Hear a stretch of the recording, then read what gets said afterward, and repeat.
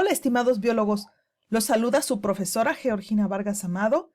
En este video tutorial les voy a mostrar cómo elaborar una clave dicotómica partiendo de un esquema que elaboramos en una actividad previa para ordenar, agrupar o clasificar nuestros objetos de estudio. Voy a continuar con los arácnidos como mis objetos de estudio, mismos que ordené en un esquema jerárquico donde incluí las características distintivas de los objetos o los grupos. A continuación les presento las instrucciones. Lo primero que tienen que hacer es leer las páginas 29 y 30 del libro Zoología General de Barrientos Llosa. En estas páginas se muestra cómo son las claves dicotómicas y cómo se utilizan. En esta imagen ustedes pueden observar que las claves dicotómicas se elaboran con pares de oraciones, las cuales son contrastantes entre sí.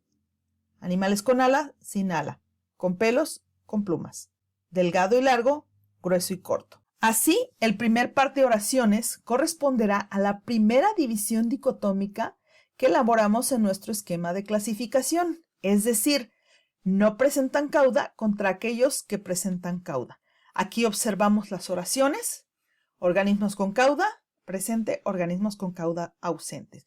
Observen que es el primer par de oraciones y para distinguir una de otras se le pone A o B. Ahora, la ruta de esta primera oración, la 1A, guiará al siguiente par de oraciones.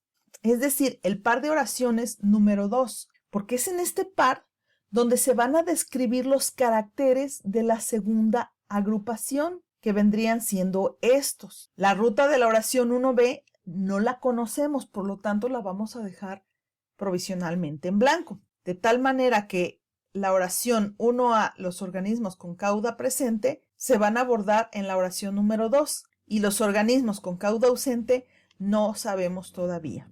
El segundo par de oraciones, la 2A y la 2B, se puede construir con una de las ramificaciones de los primeros grupos que se elaboraron. Es decir, presencia de quelípedos, presencia de quelíceros. Puede ser también esta, pero prefiero utilizar esta rama porque es más corta. Así vemos que existen arácnidos con cauda presente que presentan quelíceros y otros que presentan quelípedos. Ahora, observen que la oración 2A de presencia de quelíceros no necesita una ruta, porque estamos observando que ya tenemos a un organismo, que es Palpigradi. Así, los arácnidos con quelíceros presentes son Palpigradi y los arácnidos con quelípedos presentes van a ser desglosados en el siguiente par de oraciones, que son el número 3. Entonces, el tercer par de oraciones tienen que ver con esta agrupación, que se presenta Telson y aguijón o no se presenta Telson y aguijón. Redactamos las oraciones contrastantes. Con Telson y aguijón presentes tenemos a los escorpiones. Con Telson y aguijón ausentes está Pedipalpi. Observen ustedes que este grupo de los que presentan cauda ya fueron nombrados. Por lo tanto, nos vamos a la siguiente agrupación que corresponde a aquellos organismos que no van a presentar una cauda. Estos se van a desglosar a partir del par de oraciones número 4. Por lo tanto, los organismos con cauda ausente vamos a tratarlos en el número 4. Ahora sí, llenamos aquí con el número 4. Y empezamos con la primera agrupación, que son aquellos que presentan cintura contra aquellos que no la presentan. Recuerden ustedes que los que no presentan son los opiliones, por lo tanto, vamos a sacar también este organismo y esta oración la vamos a llevar a una ruta. Así, el prosoma y el opistosoma no están divididos por una cintura, que son los opiliones, y el prosoma y el opistosoma están divididos por una cintura, la cual vamos a desglosar en el número 5.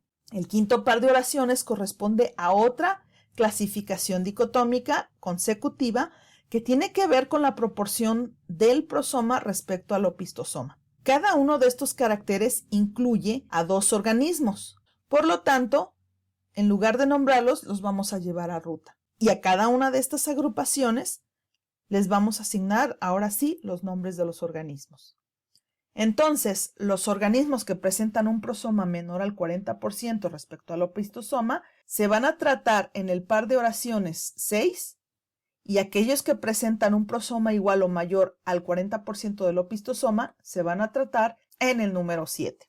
Entonces, la presencia de apéndices prensiles contra la ausencia de ellos caracterizan a los pseudoescorpiones y acaromorfos respectivamente. Por otro lado, los quelíceros de mayor tamaño que el prosoma contra los quelíceros de menor tamaño que el prosoma van a caracterizar a los solífugos y a las arañas respectivamente. Las acomodamos en enunciados pareados y van a quedar de esta manera.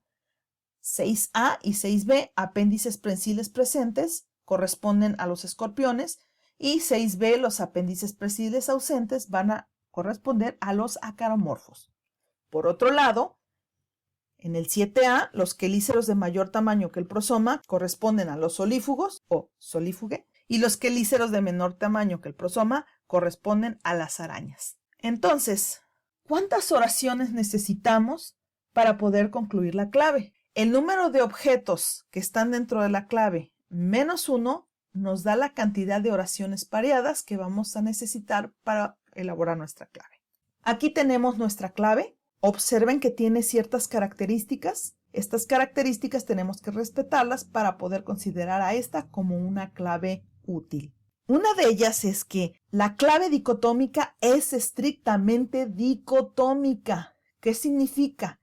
Que siempre se ofrecerán dos opciones entre sí. Otra característica es la palabra inicial, la sangría y el número de cada par de oraciones es la misma. Y es importante resaltar que cada oración del mismo par se distingue una de otra por la letra A o por la letra B. Otra característica es que dos pares de aseveraciones consecutivas definitivamente no inician con la misma palabra. Así, el par de oraciones número 1 empiezan con organismos, el par de oraciones número 2 inicia con arácnidos, el par de oraciones 3 inicia con, el par número 4 inicia con el, y así. ¿Por qué se hace esto? Para evitar confusiones entre los pares de oraciones en el momento que estamos siguiendo las rutas.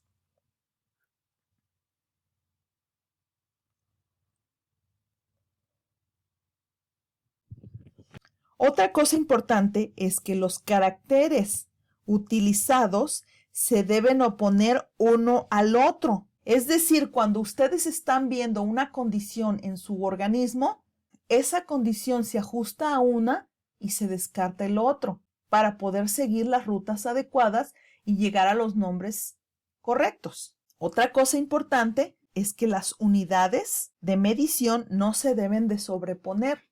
Otra cosa importante que debe tener cualquier clave para resultar útil es que no deben utilizarse caracteres que requieran comparar su objeto de identificación con el resto de la diversidad, porque definitivamente no vamos a tener acceso a toda la diversidad. Por lo tanto, o se utilizan medidas o se utilizan comparaciones. Por ejemplo, aquí podría mencionar que presentan un prosoma pequeño y acá presentan un prosoma grande. Pero la pregunta es, ¿qué es grande y qué es pequeño? Por lo tanto, es mejor definir con proporciones la estructura, de tal manera que si nada más tenemos un organismo, sepamos a cuál de las dos oraciones se está refiriendo. Bueno, chicos, espero que este tutorial les haya servido de mucho para poder elaborar su clave dicotómica. Es muy probable que en el resto de su carrera vayan a necesitar un recurso como este para poder elaborar sus propias claves para identificación. Nos estamos viendo. Hasta luego.